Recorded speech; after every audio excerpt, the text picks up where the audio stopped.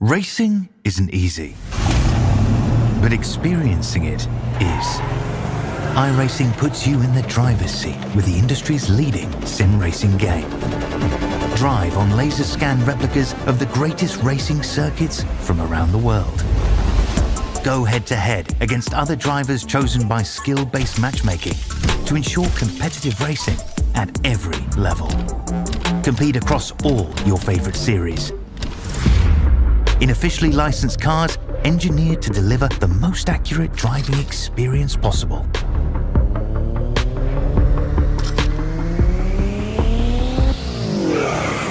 Join a race or host your own with players from across the globe. Race against the computer or in a league with friends. Feel the thrill behind the wheel.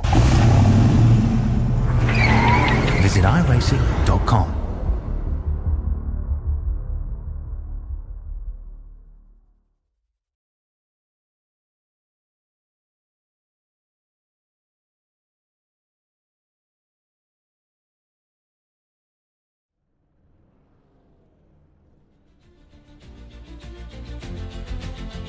Hello and welcome race fans to another Thursday night truck series, Australian NASCAR eSeries.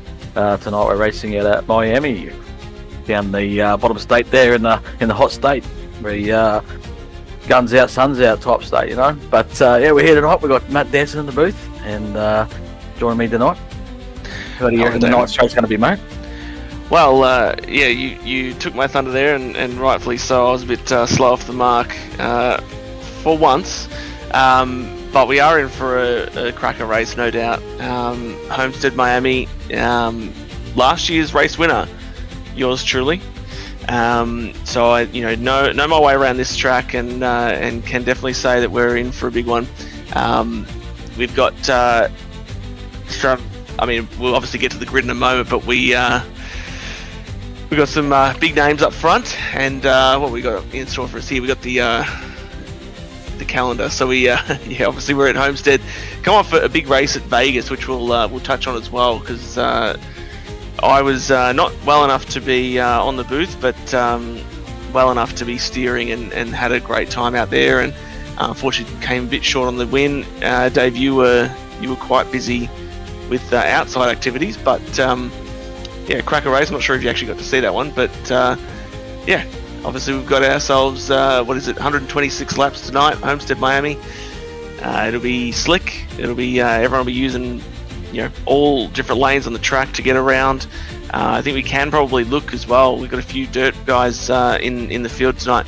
We look for them to get to the outside lane and really use that top. But as the field rolls out of the pits, let's get stuck into our grid. Qualifying specialist Ethan Winter on the pole there with a very nice time, 0.2 of a second clear of Clayton Davies in P2.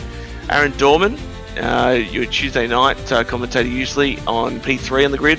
And Bradley Cairns, the current Rookie of the Year candidate, rolls out of P4. Yeah, we got Jonesy in there. We got Phelps, Williams, Marshall, Jamie Davis, Josh Mickle ran out of top 10. Aaron Major in 11th. Bailey Leeson out of 12th tonight. Another dirt guy there. Noddy Tompkins, P13. And Jason Holdsworth, P14. Looking for a good night from him. Riley Curtis, Dave's protege, P15. Gary Wellman, P16.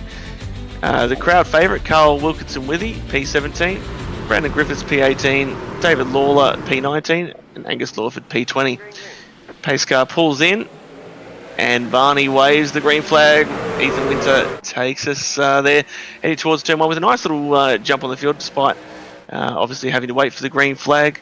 Still side by side as they enter 1 and 2, but starts to pull clear now as they make their way through the banking and out of turn 2. Yeah, it looked like there was a couple of slow starters back there in the lanes, just to sort of a couple of cars try to sort of dive out after the finish, or start-finish line, and try and make some momentum happening down there. But she'll be nice and loose on this first opening lap. A lot of the time, especially out of turn 2, but we've survived that, and now we're in out of 4 as we've got a few cars 3 wide down the front straight here, getting racing early here. Yeah, Ryan Jones making it 3 wide on the bottom. I saw him sort of tucking low on the exit of turn 4. I think that was Dorman that he was just right up on, but Ryan's got himself clear there. But Bradley Cairns making a bit of a bit of a name for himself as well. And the outside line gets clear for P3, as we've got a bit of a gaggle here in the sort of mid-pack area. As a yellow. Oh, in the background there, we've got a couple on the fence up there. Pair of aces up in the wall. We can see him, Brayley Leeson. We mentioned him from Toowoomba out of T-Bar, Queensland. Not the start to the night he wanted, so we'll jump back for a replay in a second. No, exactly. And I mentioned that being a dirt guy, he would be wanting to be up near the wall, but probably not in the wall. He's running the balls, mate. That's running the balls all right. That's true, but let's see what happens here. Maybe he might just get caught up. Oh, yeah, it looks like the 0-8 there. This man Curvis, I believe it is. Yeah, he's looks like he was just unexpected, sort of lifted a little bit earlier than Bailey was expecting, and just run him over really in the turn 3. Unfortunate stuff, but doesn't look like a great deal of... Yeah, Maxi Marshall, there you go. It doesn't look like a great deal of damage. We'll see this secondary impact, but... Yeah, look, he didn't actually strike the wall too hard. It was sort of more of a glance after it was all said and done.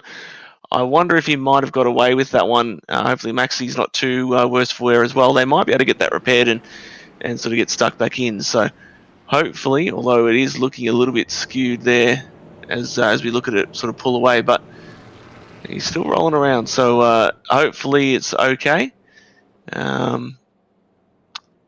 We will see as it all unfolds. But it looks like I think he's running the same scheme, in fact, there as Ethan's. So perhaps just a you probably know more than me, Dave. Maybe a bit of a tie in there team-wise with those boys.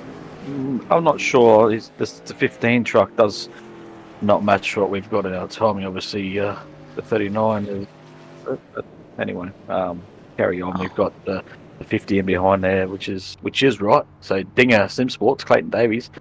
There must have been a few that may have took service that time out, but Davies, haven't seen him around much, but he's up there, so it's good to see. Yeah, a bunch of new names and paints tonight, that's for sure. But Barney's still just, look at him staying firm, holding the flag up there just to make sure that everyone remembers. Did you? Like Scooby-Doo, mate. Ever seen Scooby-Doo where they reveal the ghost, mate? It's a bit like that with these new paints out here. There. So who was it? Who's the man under the ghost face? They lift up the hood. And they're like, yeah, I get you. Yeah, we got him. Good old so Scooby. It looks a bit out here. There's a few of them getting around. Now, did you get a chance, David, to watch last Thursday's race? I know you were, obviously had other things you were up to, but once you were able to get home, put your feet up, did you get a chance to watch that event? I watched some of it. Okay, nice. Well, that's good. I'm sure you got to see your favourite driver up there. Yeah, I think I saw Danson that was at the front there, and he wanted some long runs that didn't come through. But we got big Aaron Dorman on the screen here. Give us a smile, Aaron. He'd be watching, he'd be listening in. Oh, he'll be very keen, for sure. No, he doesn't look like he is at all, does he? He's got a couple of guitars back there. A couple of guitars. Maybe perhaps next Tuesday he might be able to sort out a bit of a tune. We've got the lights out on the pace car though, so... I don't think we go to Nashville in this series, but he will fit right in at Nashville. He would indeed. And as mentioned, the lights are out on the pace car, so that should... there you go. Takes the hard left turn. A bit late on that one, but as the field gets into the restart zone, and they are off. Nice big jump for Ethan there. Gets nice and clear.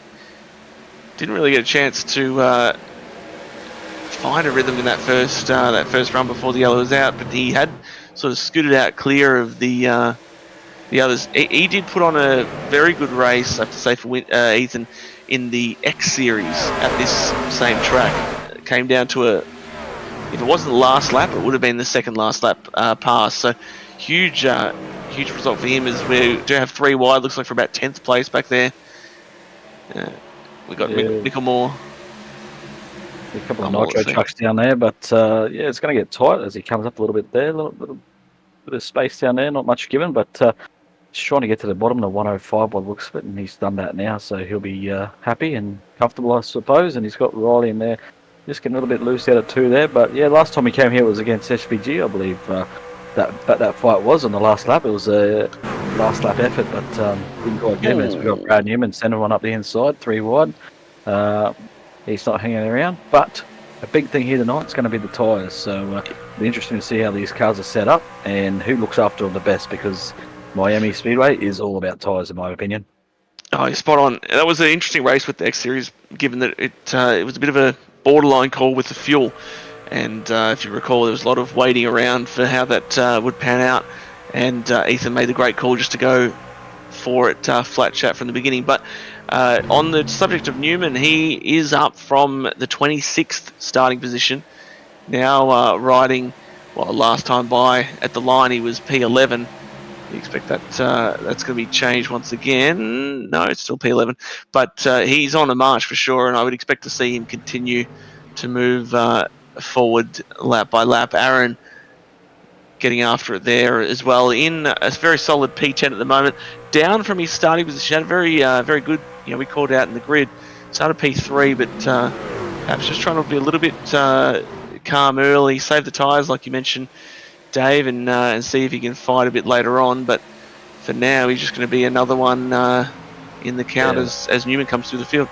Yeah, certainly looked like he was starting to mouth off there as Newman came by, but not sure. We can't hear him, but we'll throw him under the bus anyway. But Bradley Kansas is doing a good job, holding down fourth at the moment. He's battling Ruben Phelps on the inside.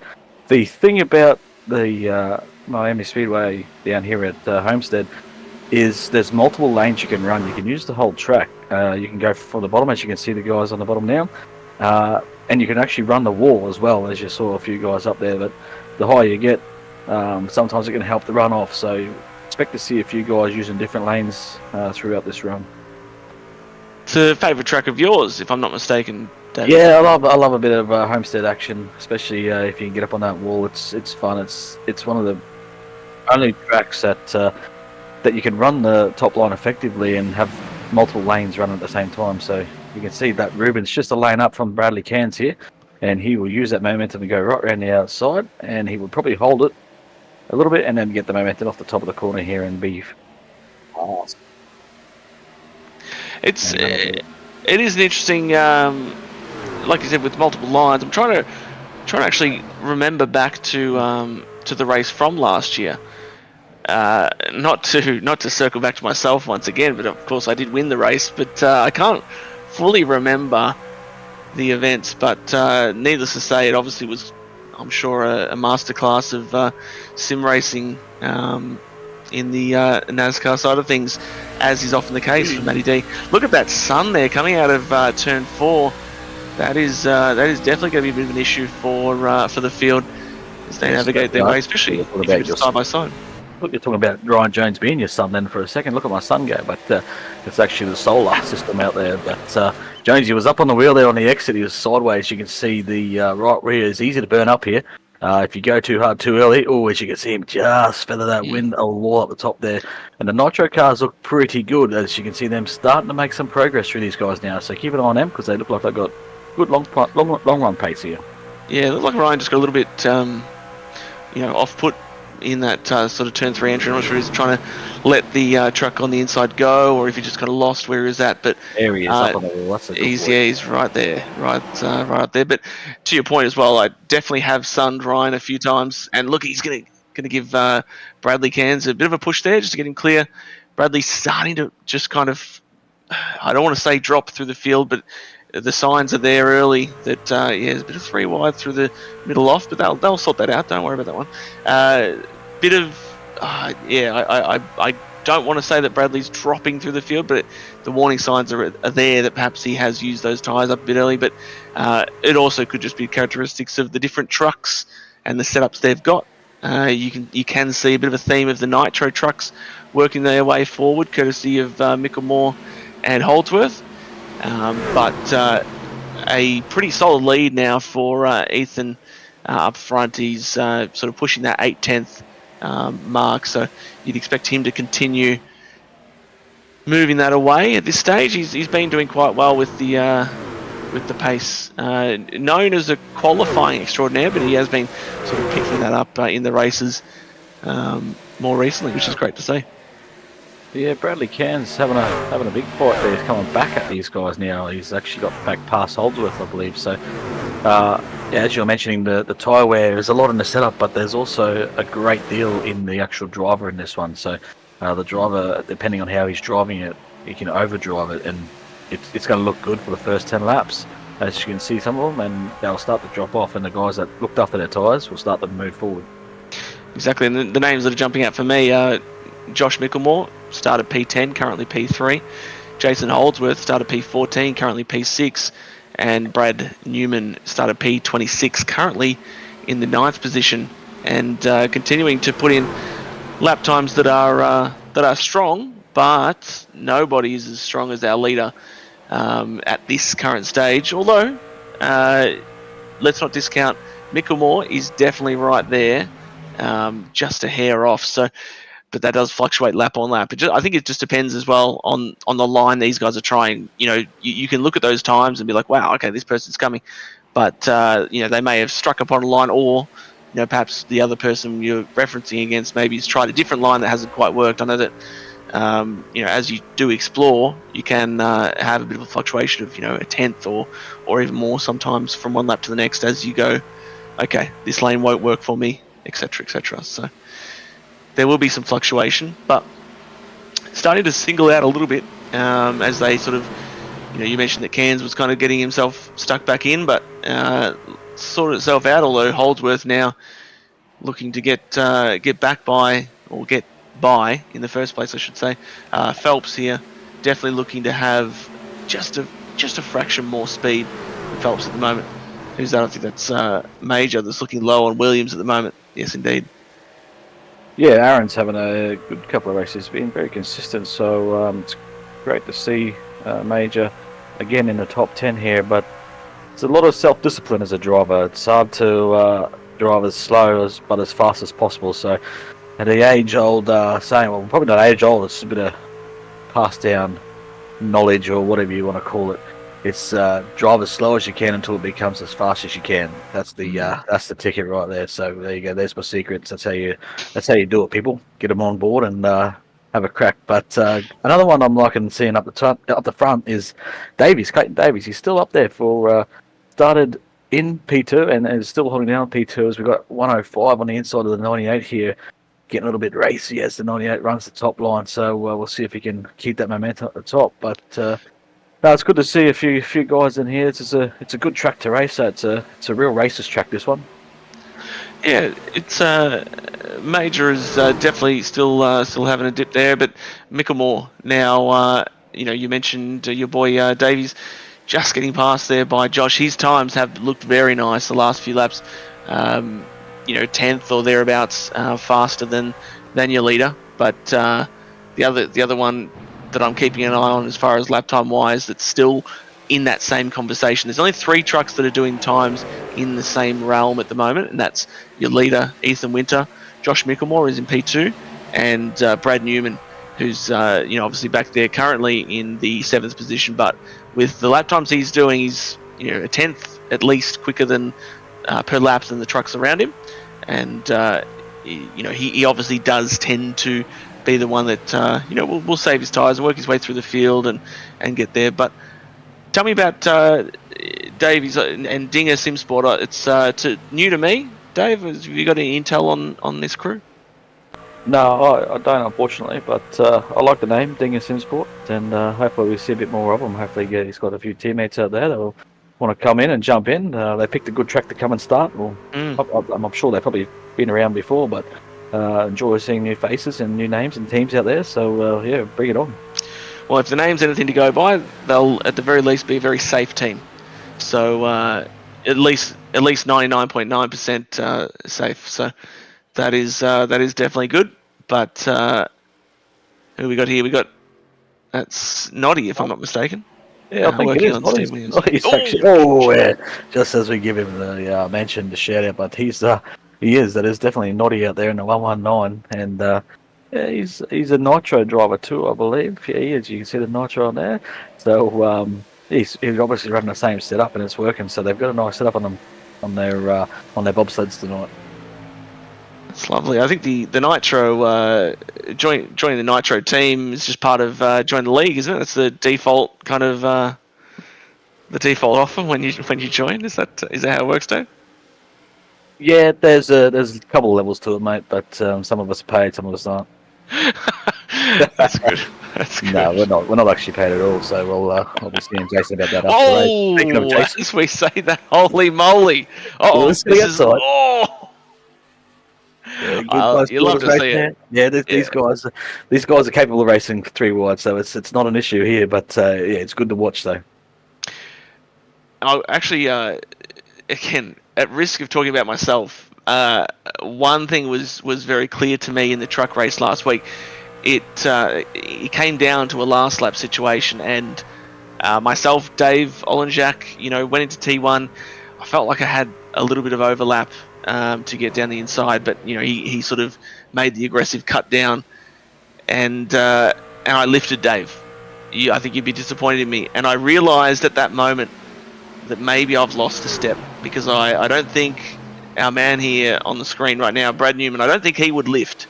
So I think that's something to get to work on, because it takes a certain level of confidence to know not to lift. If you know that you're in the right position, I think it definitely takes a level of bravery and confidence in your own self and your racing etiquette.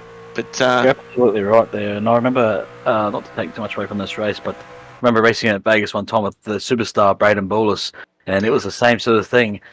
I sort of went for a late block on him in the turn one, and he didn't lift, and I died. yes, yep. But at the end of the day, it was my fault because I went too late because he didn't lift. He could have lifted and cut me slack, but that was what you told me after the race. You told me I should have went earlier, and it was my fault. So medicine, mate. Yeah, it's true. It's all part of it, all part of the learning process. But next time, no lift. And that's it's actually a really good point though, as far as even the early move down the block.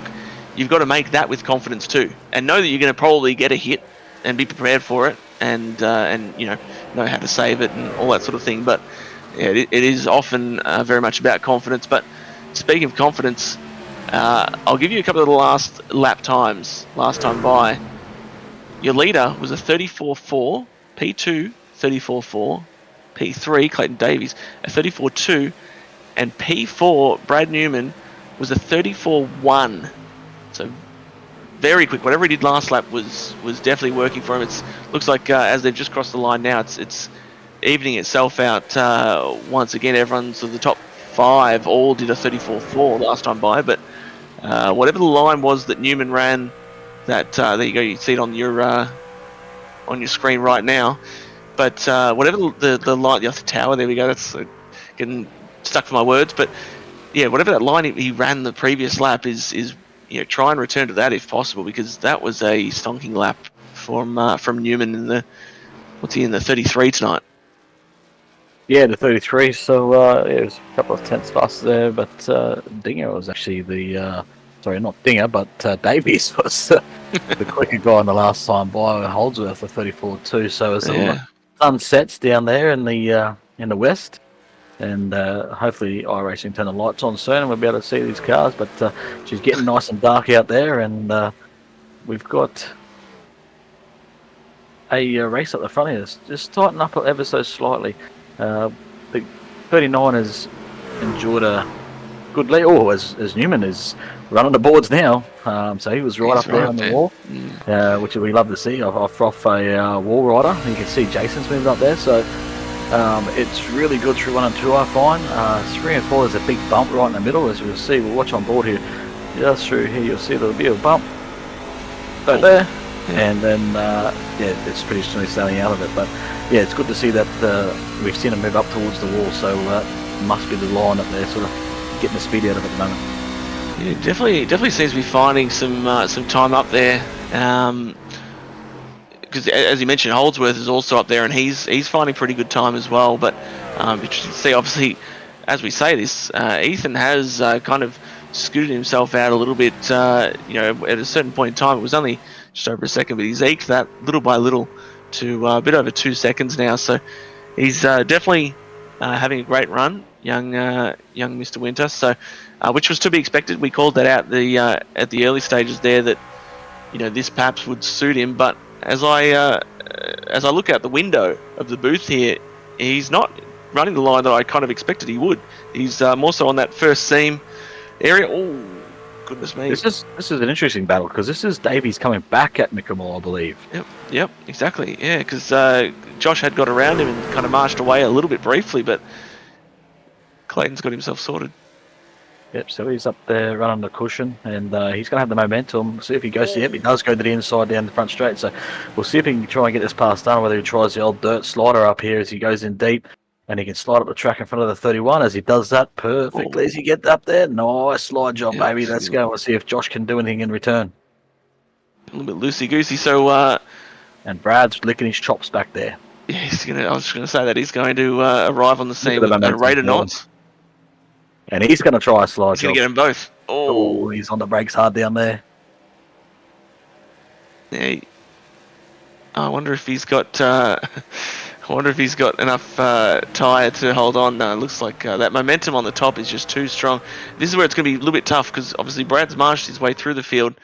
Clearly has more speed than these boys at the moment, but his preferred line, as we saw, was that top lane, and they're getting such momentum off the exits of the corners that it's going to be a bit of a pain for him to get this done. He may have to do a little bit of replication of what Davies did before, send it up, get that slider done, and just try and block off, not allow that undercut or switchback manoeuvre. As we see who's this, I think this is Ryan and Bradley.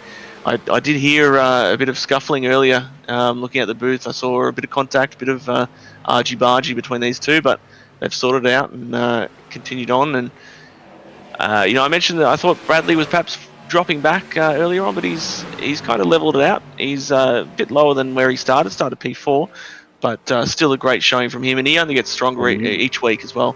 Newman has indeed shoots the gap down the middle as now Davies is going to try the cut line down. He's cut back down like you're doing a dirt over. Oh, that's going to be tight there. He slips right in there. This is good. I'm enjoying this racing. The boys are up the top there. They're running a fence. You can see the sparks off Newman on the outside. We've got Jason. He's running a mid to high. He's going to try and get a bit of momentum off the runners. The Davies gets a little bit loose up the top there, so that gives an opportunity for the 8 to slide up in front. So we'll see if Davies can fight back with anything here. It's not too long ago we were talking about him passing the 31, so whether Josh Mickelmore made a little mistake, but now he has gone back 3 spots to what he was fighting. Yeah, Josh is trying to scamper away, and all the while this is only helping Winter up front as he just set sail, and these boys back here are operating sort of 0.3 to 0.4 slower than your leader as they get stuck into each other, so it's not helping. But they won't be bothered by that. They'll be having great fun, I'm sure, with gritted teeth, but they'll be having fun nonetheless, getting stuck into each other. Dave, I'll at some point in time, I know you're a big fan of Facebook. Love to get on there and share your thoughts and whatnot, but perhaps if you can get stuck into any comments from our viewers on the Facebook stream or even on the YouTube streams there, if you can bring up, because I think we've got some eagle-eyed viewers that have getting involved in the chat as well. We love a bit of back and forth. Yeah, absolutely. Yeah, like, subscribe, you know what to do. If you're enjoying the racing, jump on there, give us a thumbs up, hit that button. But we've got we've got a few in the chat there, but hopefully they're enjoying it and jump on board. Nice one. All right, so we're in that sort of phase now, where lap. What are we on? Lap? Oh, jeepers! As I say that, there's no yellow though. It stays green. I missed that. I was looking at the chat. What did we miss there? A bit of argy-bargy once again. This time, it's Aaron Major is in. He's in major trouble, but hopefully he can just keep it straight. Looked like it was the Williams machine that had gotten into him. Didn't see how it all initially unfolded, but we got our boys in the booth, in the truck, I should say. Currently bring up some other things, so we might not be able to bring up that replay at the moment, but nevertheless, not the way that Aaron Major would have wanted his race to go. It goes without saying, of course, but there's that boy Ethan running the top now as anticipated, doing much better job of it than I could, that's for sure. but he is absolutely creaming the field at the moment. Last time by, Josh was only a fraction slower the previous lap, but then this lap just gone, it was actually, surprisingly, Jason Holdsworth, P4, who was keeping check, as you can see on the tower once again. Jason just fractionally slower than Winter there, but the rest, Mickelmore and Newman, 2/10 off our race leader. So Holdsworth doing a good job back in P4 there. Davies, who we mentioned before, he's sort of starting to drop back. Who have we got here? I think that's This has been Noddy and Ryan. He's using up that right rear. Speaking of using up that right rear, we aren't too far away from green flag stops here, so that's going to be a challenge in itself, trying to get it down to pit road speed coming off the banking. I'm suspecting in the next sort of 6 to 8 laps, we're going to see him come down right pit road. That's a brilliant accent. But I think you mentioned earlier in the intro, Dave, the pit window is in that sort of 48 to 52 range, depending upon how you've set your truck up and how you've driven throughout the run. But I think they will be, without a doubt, screaming for some tyres. It's perhaps less of a concern about the fuel range at this point, and more just a matter of how can I split this up to make the most of the tyres and not lose too much time. If you're absolutely wrecking loose, obviously you don't really want to be sliding around there, wasting time and letting people take advantage of you. So have seen a couple of trucks come in, but we've got one loose in the background there off the wall there. So there we go. We got the 8 Holdsworth in, and he's followed by his teammate Curtis. Yeah, I was going to say that I saw Holdsworth's name sort of dropping down the tower, which is obviously a dead giveaway. Couldn't see him out of the window, but he's in the lane, and Curtis, as you mentioned, also. But these other guys here. I'm sorry to cut over there. No, it's fine. Those guys coming down pit road, they're going to have an undercut now, so they're going to get straight back out there. They should be about 2 seconds a lap quicker than the guys that are still out there, which won't stay out there for too long, but it'll have an effect now, but it may have a reverse effect later on. We'll see if they can nurse those tyres, because it's easy to come out of the pit and just go and use up what you got, because you've got no yardstick to say. You sort of come out of the pit and think, I've got to go fast because I've got to get this undercut. Very easy to fall into the trap of using up your gear too early, as we can see Dorman, I believe that's coming down pit road now. He's got him on the screen. Good looking rooster in there. He's a picture of concentration. You never want to use your gear up too early, that's for sure, Dave. That's definitely a good call. But Holdsworth, he has been criticised for his tyre usage in the past. Put some of those comments to rest with his victory. I think that was Auto Club, where he came away with the win earlier in the season. But perhaps maybe assisted by some fortunate timings of yellows. So this would be a real feather in his cap if he was able to make this one work. But I think, of course, with how strong Ethan has been, it's there's something rather unusual would need to happen to bring the field back together once again. But I think a couple of things to mention is we touched on Mickelmore, Holdsworth and Newman had all worked their way through the field. That's going to take its toll on the tyres as well. Jamie Davis gets right out sideways, getting into the pit lane. Oh, that's going to be... he's got to get... Oh, no, he's gone around the 19. Who's that? Oh, that's Brad Wrong on the entry there. But... Brad left. Very good, David. But yeah, he'll be disappointed with that. Obviously, trying to get as much as he could on the entry and end up. Look at it. It's weird. Like, I don't know. It's like the racing thing. It's like he's dragging a track bar on that thing. Yeah. So we've got to spin it to the inside there. You can see the smoke. Oh, there it is. There's the yellow flag. Oh, it is Christmas for winter. Everything for those guys. So I don't know. You don't think you got a lap down? You do, I believe. I think it was one of those. Project 36 trucks. Yeah, Lawler. Yeah. Now, has he just stopped? And that's cold tyres, because that's probably a good chance. Because that's the thing you got to be careful of. You come out and you go too hard too soon, and you get caught out by your cold tyres. I wouldn't mind if we can reach out to the boys in the truck there. If we can just go back to that. Oh, here we go. We got the replay now. In fact, I want to stay with that just to see. it looks like he's rolling forward, so I'm confused how this. Let's go on board and just try and make sense of this, because he gets it straight and it's rolling. So I'm not really sure how we end up. Yeah, we're in the wall hard, of course. And then obviously the left front's been ripped out of it, but then we just stop. Yeah, May have come from that. I think. Just gonna jumble up the leaderboard here. So we got the guys that were out front gonna come in and take their service. The guys that did stop before, they'll take the wave around. But this falls perfectly for the guys that didn't stop, because they're going to be on new boots at the front of the train. Yeah. Now, obviously, the fortunate thing to a certain degree is a number of those guys were only just in the pits. They really didn't probably even get any temperature into those tyres, so shouldn't make a massive impact. But they are going to have to wait for the wave around, which is going to make them all single file. So that could be, obviously a bit of a hindrance. But I think for the most part we should have. Well, I think where are we going to see them? I think it will still set all those boys back. So your Holdsworth, Mickelmore, Newman, the ones we just mentioned, they'll sort of be restarting in that sort of 10th or so range, I would say. We'll see. Newman. Oh no, That's very interesting. was Bralin on the lead lap as this all unfolded? I'm sure I saw him take the wave around there, though. If he took the wave around, then he's gonna.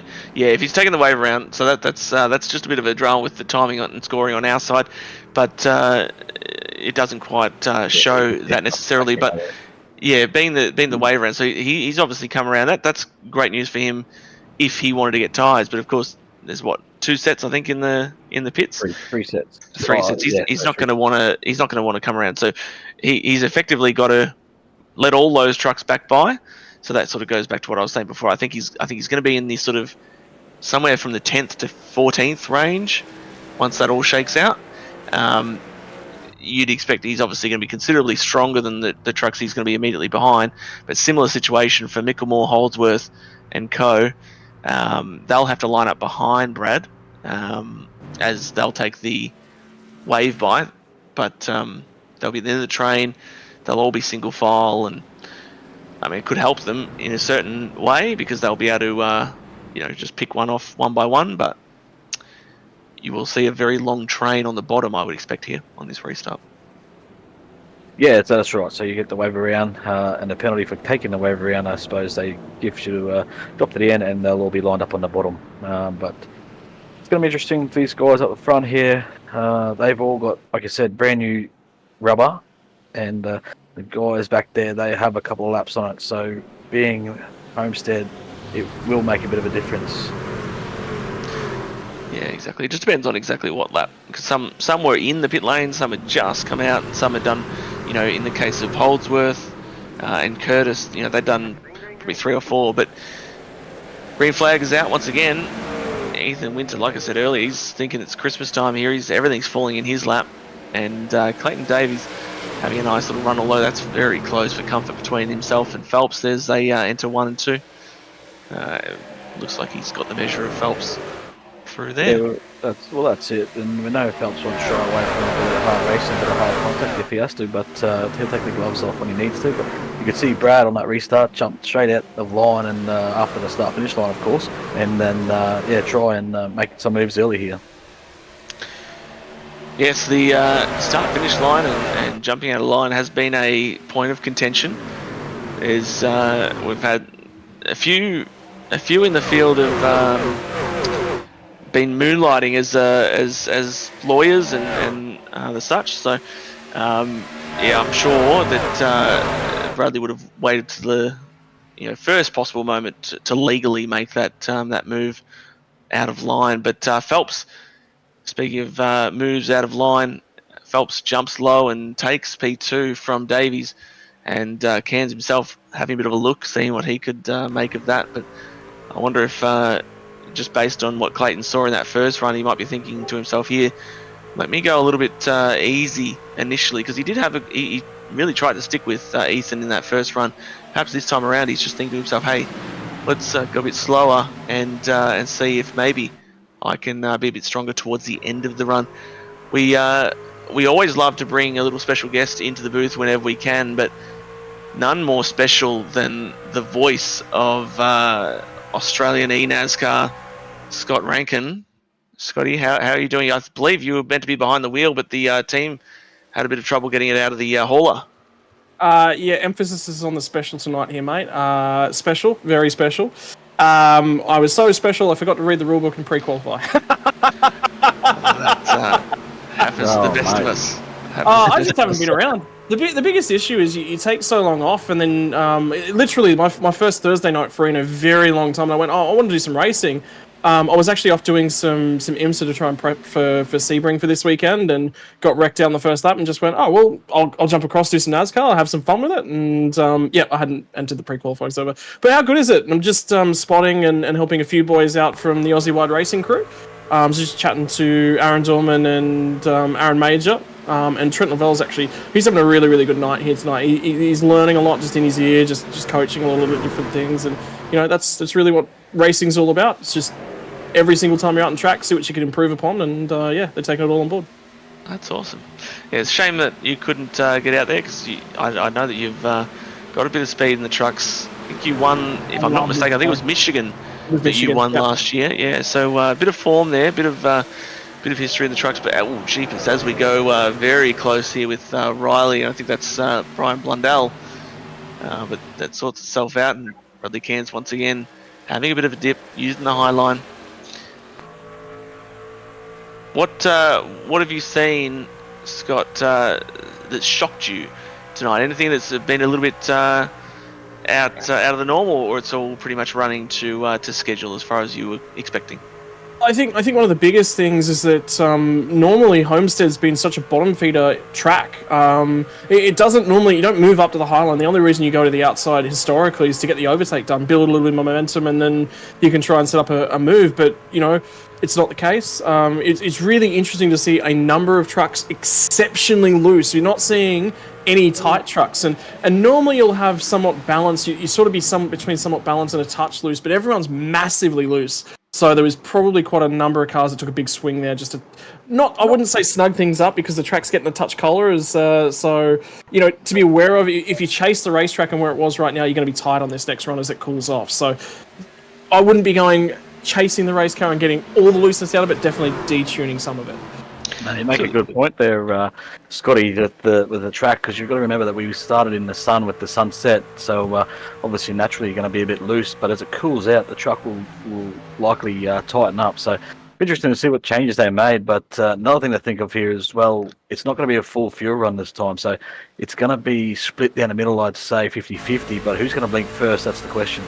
As we see him a little loose off there is Davies. He's got the 11 for company, just working on that rear bumper. And like you point out, David, if they do split it, then you run the risk of what we had in that first run where the yellow came out during the pit cycle. You can come in, split it, run 10 laps, and yellow comes out. You've burnt that set of tyres. That's done. So it is a bit of a.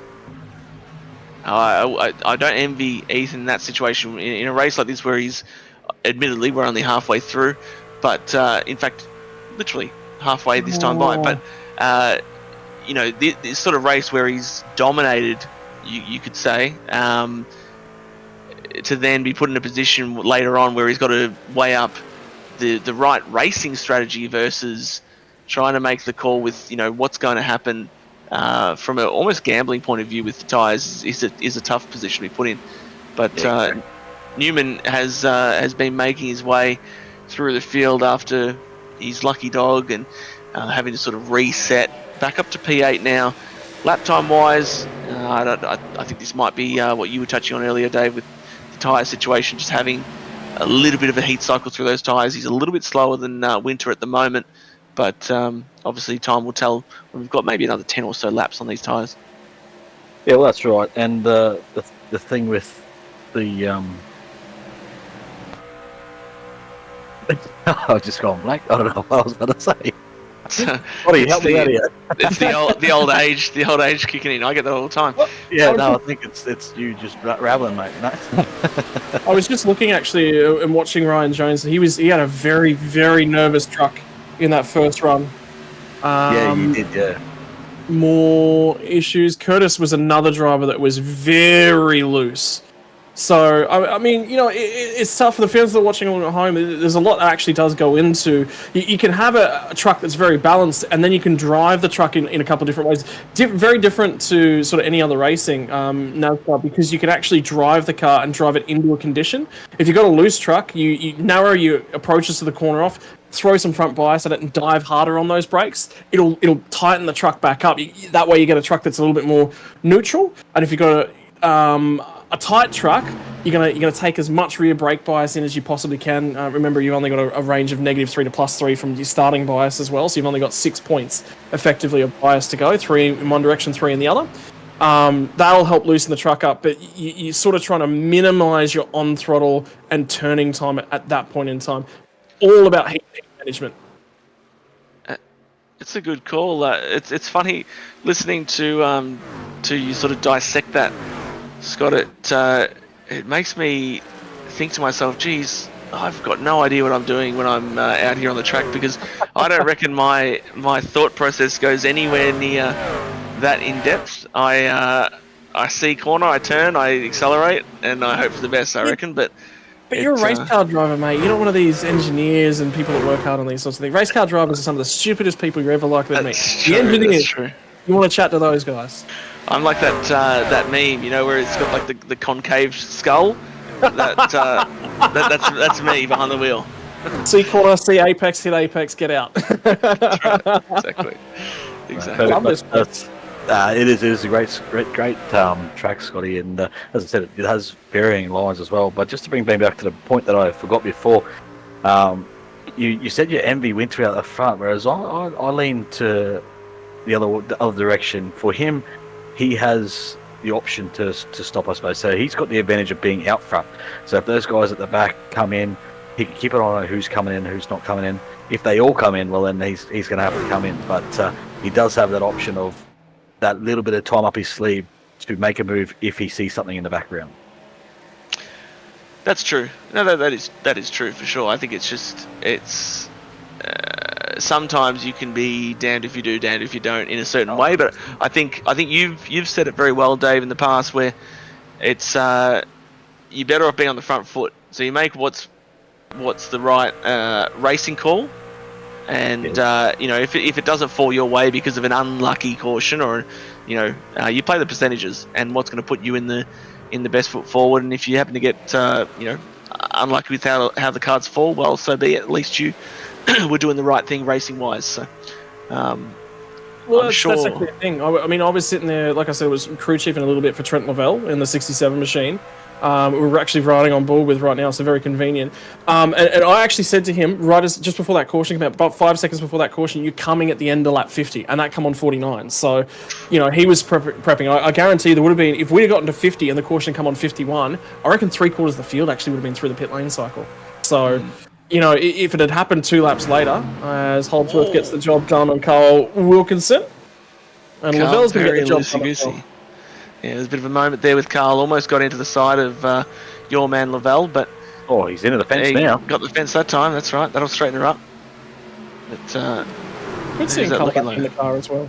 He's doing really well at the moment, actually, in the truck series. I'm almost certain he's in the top 5. We don't have a leaderboard at this moment, but I'm certain that he's in the top 5 in the standings at the moment. So very consistent year so far for Carl, which is great to see, and long time sort of commentator. Good to see him out on track. No, you're 100% right. He, in fact, I'll grab you the up-to-date standings going into this one. Last I checked, I think he was P2 on the. No, I take that back. He's P4 on the standings after Vegas. So, super strong season for young Carl. We've got a good balance. Really good.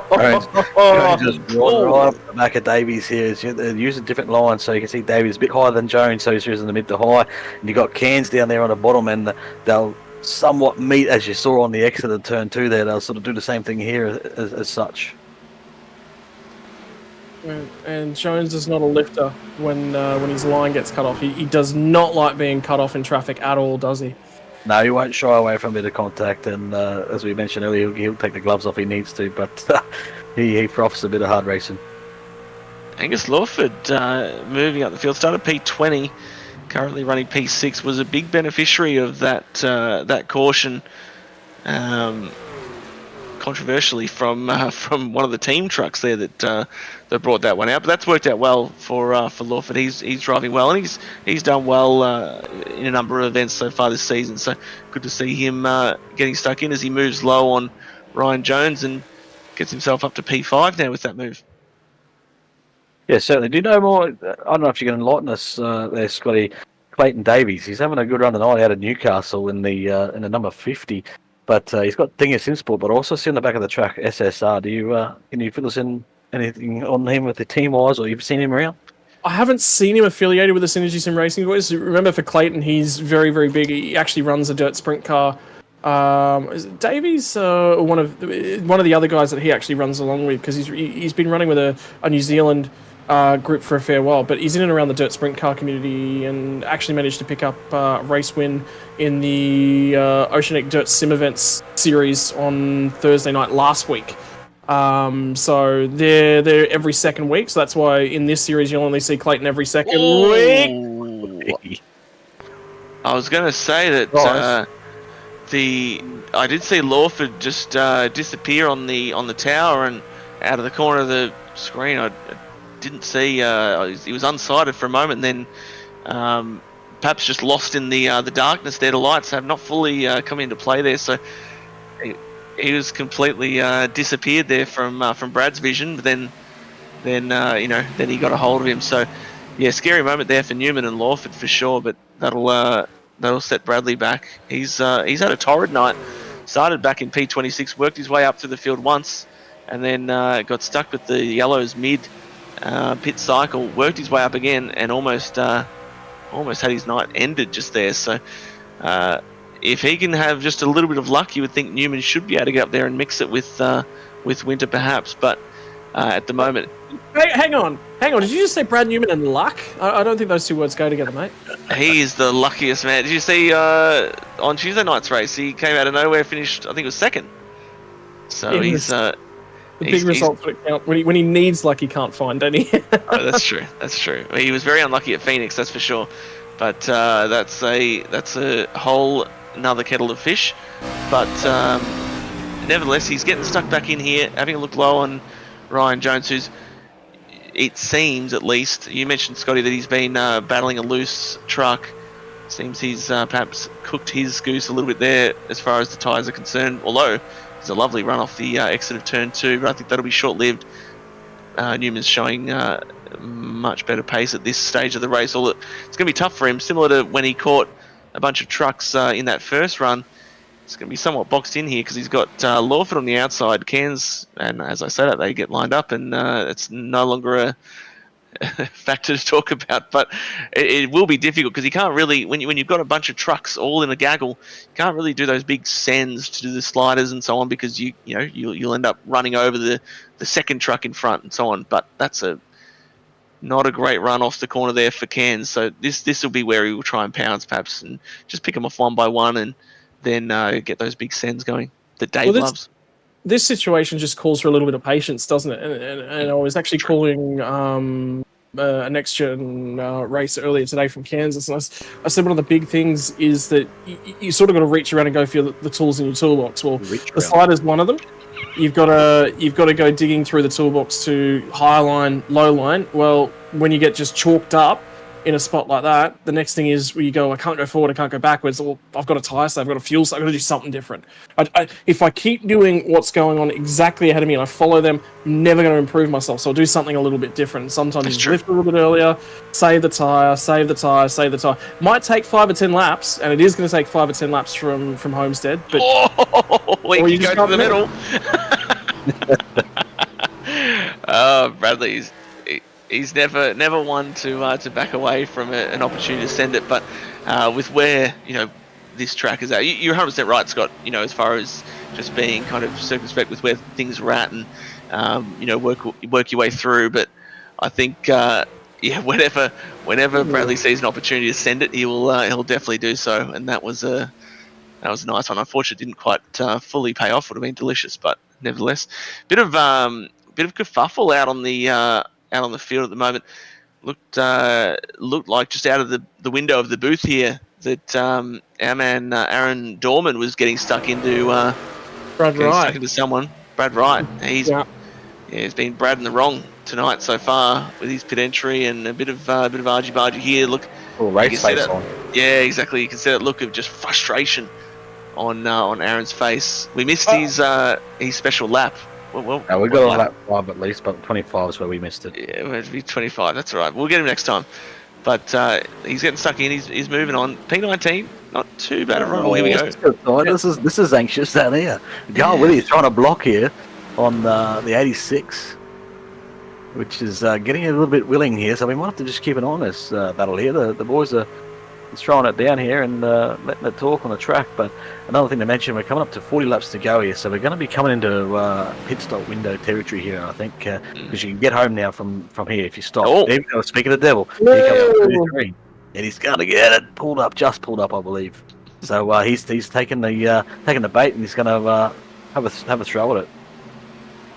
Again, similar with the Brad's whole approach to racing is always just to get after it. I think that's exemplified here with the pit strategy. He's not going to wait around and see what happens. He's going to get in the pits now, get those fresh tyres, and see if he can't have a crack. He's got to be careful though, because that's probably 10 laps shy of the win, probably the optimal window. He's going to see probably half the field pit in about 10 laps, so there's a long way to go on those tyres. But if he's confident on his overall race pace, and you can see that because he's caught that pack and just got stuck. Yep. So he's confident. So again, one of the other tools, undercut. Another tool, overcut. Saving tyres, slide jobs. This is all the things. You just got to go, what can I back out of my toolbox? And for Brad, he's got them all because you don't get the belts. Oh, no. Brad does not want to sit and there it is. Oh, you're kidding. Oh, speaking of luck, there is no luck. He might have just got out of the pit lane here. No, he hasn't. No, he's cooked. He'll be a lap down for sure. He's done. Yeah, so we can see that 67, Trent Labella's what he was spotting for him earlier. Just gets a little bit loose mid-turn. Then it has a little snap, goes up into the door of the 36. And now, unfortunately, from there, we'll just go around. But he saves it. Does a good job of wheeling it there to save it. But unfortunately, yellow came out by then. As this is all happening, I believe that Newman will be the lucky dog. So that's the saving grace. However, if he is on the same lap, I don't think he is. No, he's not. Our leader's coming to the exit of 4. Newman is just catching the field now, so he should get the wave around because Ryan Barber was on pit road when that yellow was happening. So yeah, he's getting the wave around now, but that's not really going to help him a great deal because even with that, he's going to be 21st even with that. So. Not a great scenario for Brad. However, he's got a lot of speed. We know that. Now, you assure me, Dave, that there's one more set of tyres in the pits for everyone after this one that they're taking now. Yeah, certainly is. Yep. So,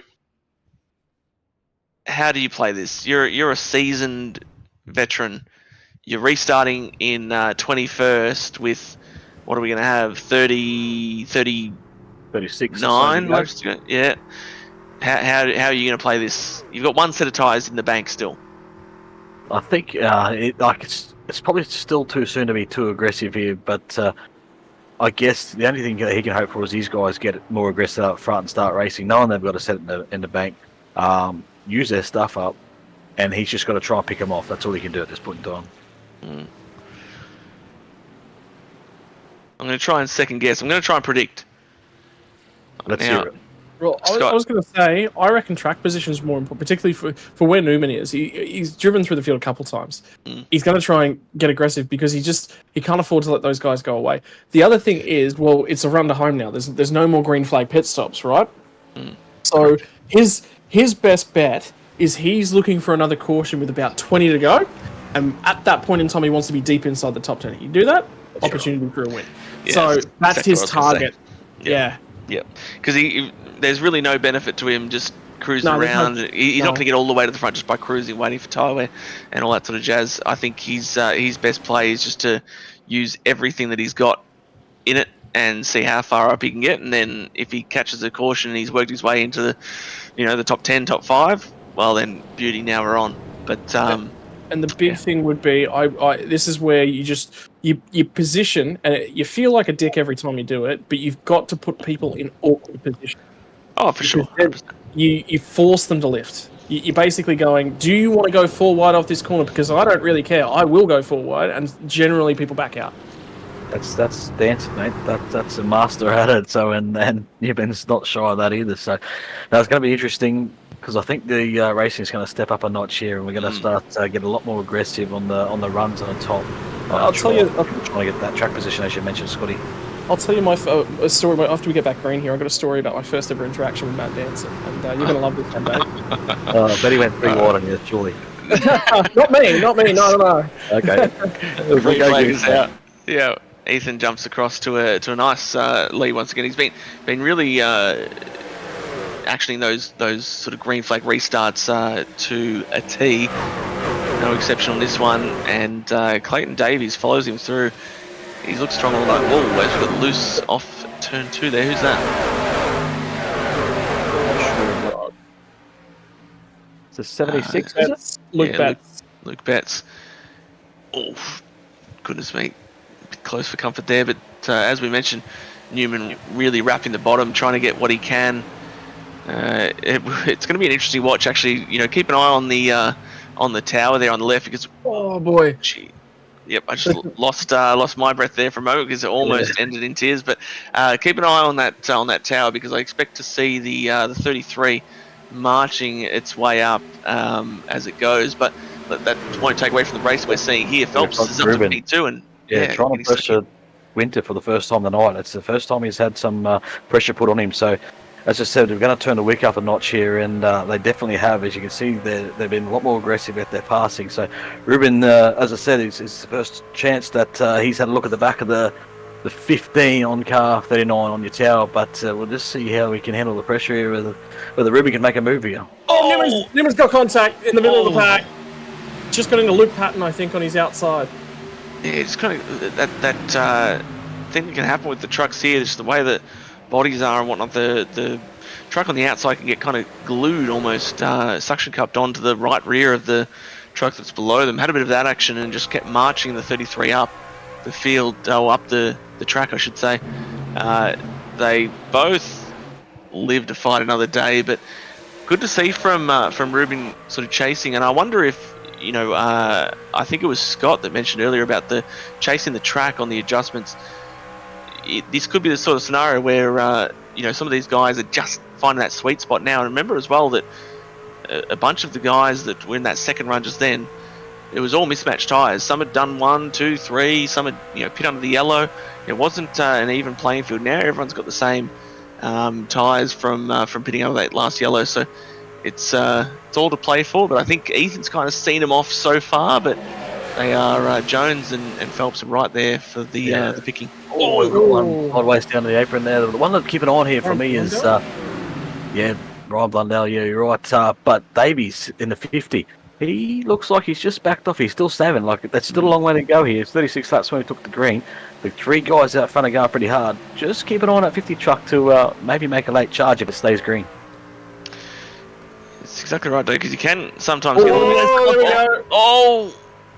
He's going to save it. He holds on. It's good save, but that will have superheated. That was Holdsworth. Carl Willie's up the inside there, and Barbara as well. We got Barbara in there, so a lot of new faces just making their way through, taking advantage of this situation at the moment. But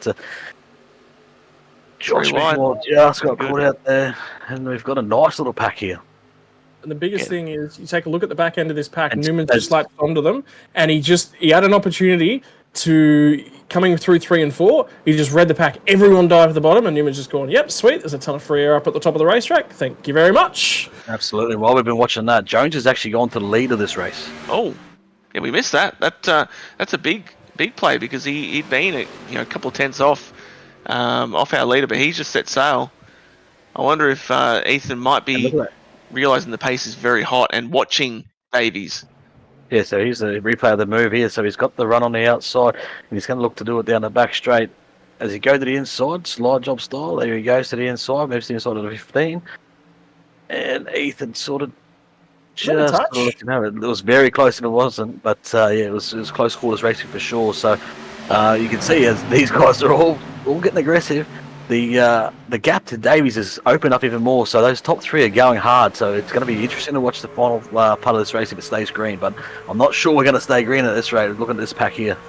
Oh, No, it's just they're racing too hard, aren't they? And so we're talking about trying to hit that 20 to go sort of marker. Well, that's 8 laps or so away. It's probably a touch too. I mean, you have to. If we got a caution right now, I think the whole field would have to come down. There'd be a couple of guys who'd roll the dice and not.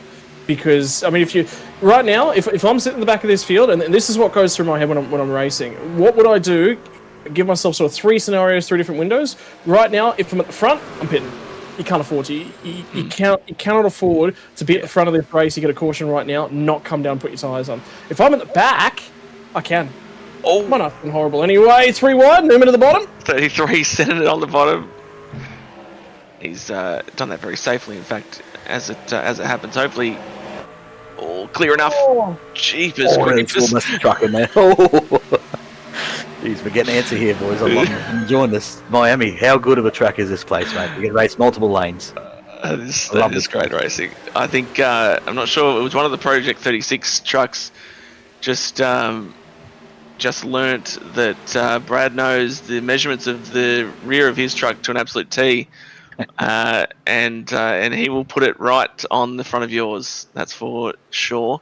And, I mean, that now moves Newman up to P12.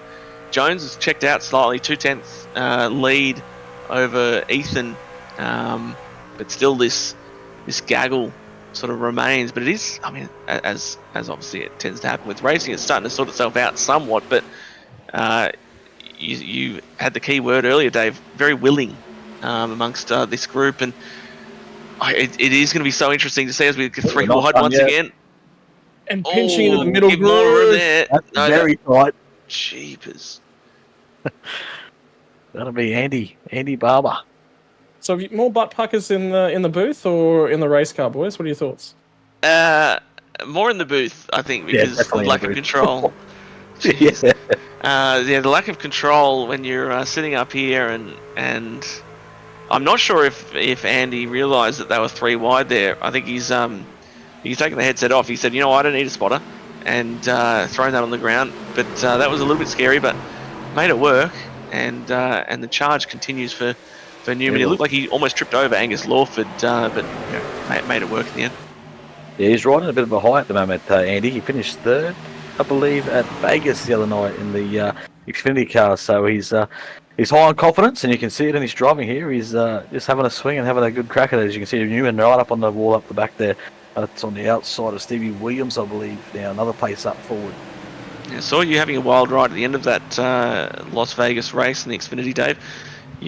I'm quite sure you were upside down on top of my car at one point in time, but such is the roulette that we play in Vegas, indeed. Yeah, you're just right. trying to prove to you, Matt, that you can still do gymnastics at his advanced age, mate. Yes, Newman sleeps all the way to the bottom of the race. He's going to just spook the 36 up there. I think he's just going to move up the track a little bit, give him some space. Oh, no! On the exit. Rubbing. Yep. There it goes. That'll be the yellow. Yep, that'll be the yellow. Oh, Dorman's involved. We got Dorman in there. That was a lucky thing too. That'll be Angus Lawford. No yellow still. There we go. There it comes. Yeah. So Lawford. It's just got tight there. There's Aaron. He's you hate to see that. No, that's right. He's filthy, but throw the speaker. Yeah, no, it was the first time I had a car with all 4 corners stripped out of it. As we go to a replay here, as we're looking for Brad Newman. There it is. They just got tight and talk us through it, dancing. Well, interesting one here, because we saw this unfold in almost slow motion, it felt like. So they got the door-to-door contact here. Now everything's fine. Everything's all to play for right now. It's close, but it's they're making it work. And it looks like Angus just kind of gets a little bit. Actually, next time around, if we can go on board, but it looks like he gets a little bit behind in his inputs, I feel, and he starts to chase the truck, and that's when you get that secondary movement where he goes down and bounces off. Yeah, you can see those movements. The inputs are just fractionally behind, and he's being driven by the truck at that point in time. He's not in control of it, so it could just and then Aaron obviously just a innocent bystander, so to speak, on that one, but. That's perhaps just a little bit of inexperience from Lawford. Ouch! Just pops out of nowhere. Perhaps just a little bit of inexperience from Lawford because really should have been probably all or more. That should have worked out really. I guess is what I'm saying. But the field coming down pit lane now. Yeah, we do have a few that stayed out, but that's going to be near fatal for them, surely. But yeah, so they're doing a really ranking strategy here. They're thinking if I'm going to be down the back, I'm also just gamble it and see if I can catch a lucky yellow because there's still 20 laps to go here, so it's still a decent run. If they do 10 laps and they can have a 8-lap run to the end, they'll still be faster. So everyone that's sort of towards the point of the field. I don't know. So the big thing, so the reason to take that strategy is if there was 15 cars in the lead lap, it'd work out. If we've got 21 at the moment, and that's just too many. You're going to get a top 5 out of it, but you're never going to win the race. The problem is we need to go for the tyres to kick in. We need to go 8 to 10 laps. You get a caution from there. You're only going to have 5 laps at the end of the race, so it's just. We sort of needed this one to happen probably about 5 laps ago. If this one happened 5 laps ago, just enough time to get it all in. But this one's just a touch too late. Yeah, that's a really good call, Scotty. It's surprise from Holdsworth and Carl, because I mean Holdsworth was 7th as we took the yellow, and I think Carl was 5th from memory. They were right up there. They had everything all to play for. I feel like.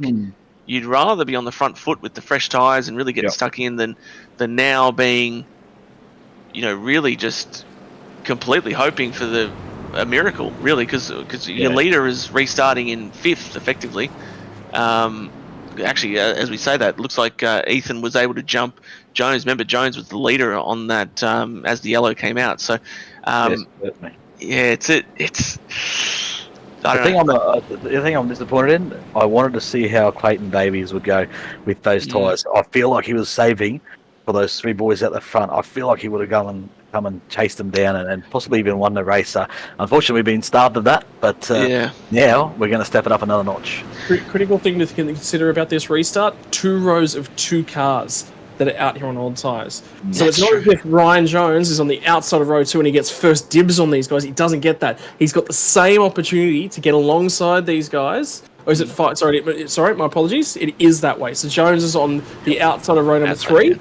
So he does get a slight advantage from there. That's what the track position is all about.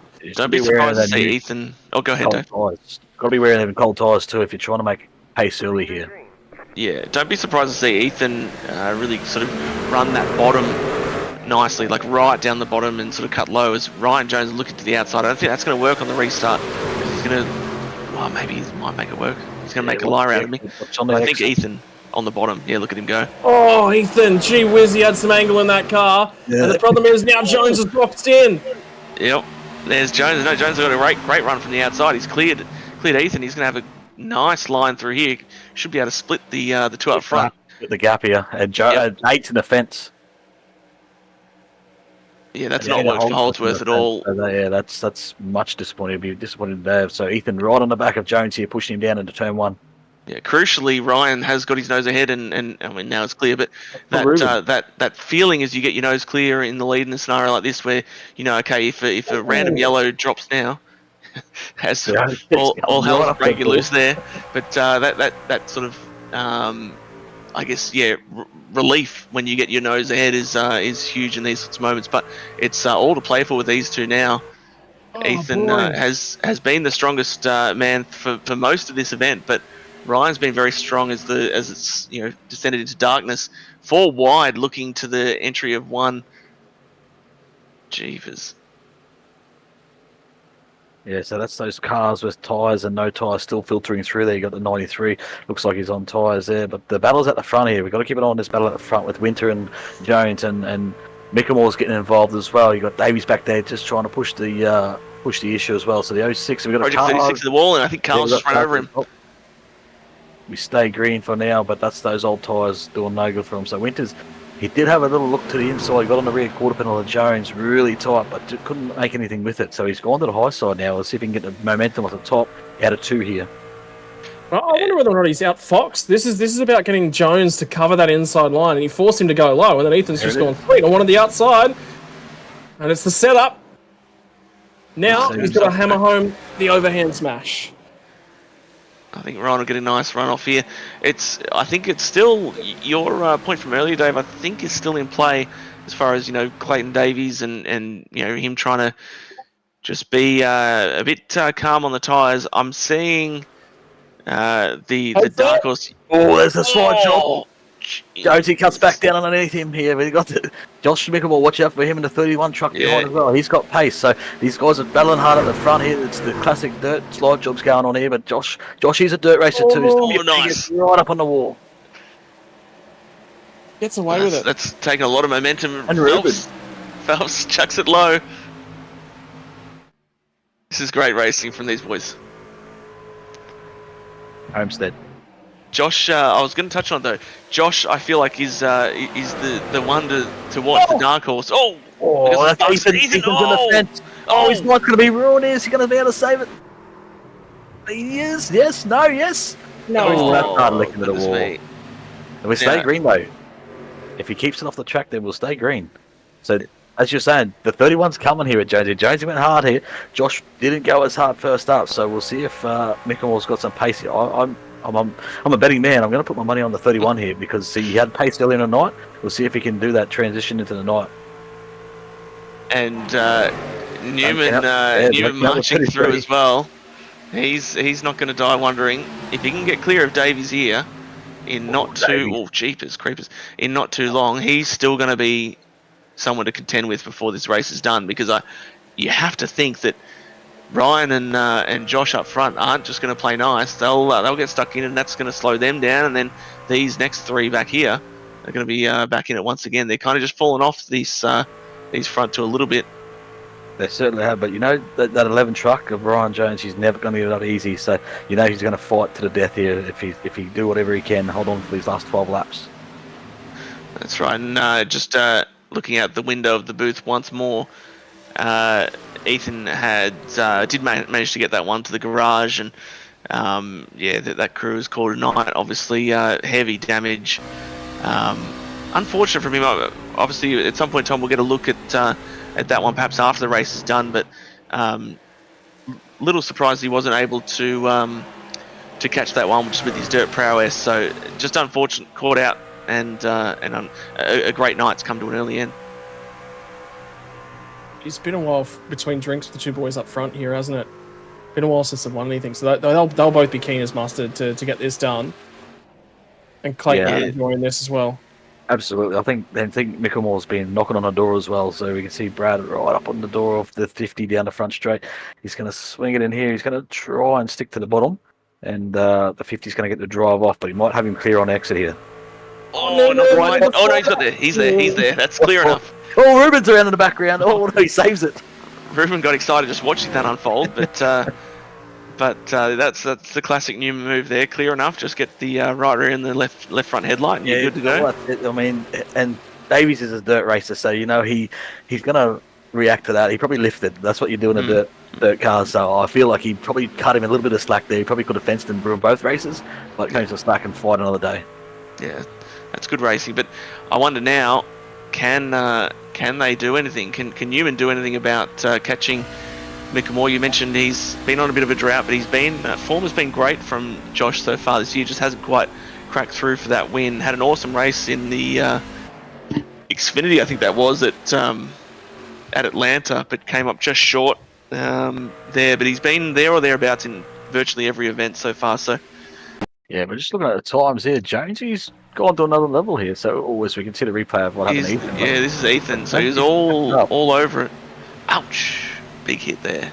That last one, that's him actually just... You can see he gave up on it, and he was just like, I'm just going to make sure I don't take anyone with me, because he actually throttled up to get to the inside there.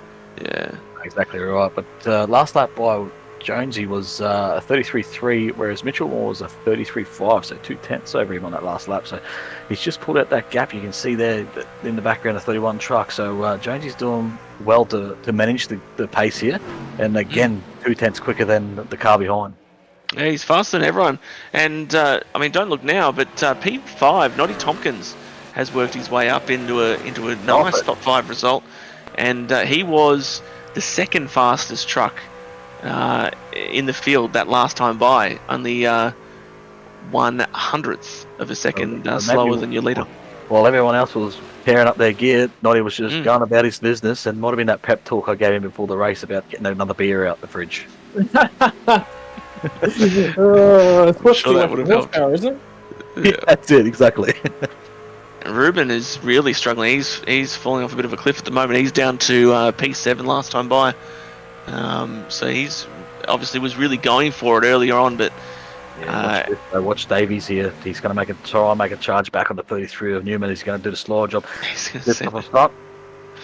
And Newman's going to come back down. Oh, he's going to almost get to the rear quarter. He's sort of mid-track off the exit there, which made it a bit awkward. Oh, he's going to run him down the front straight. No. What's happened there?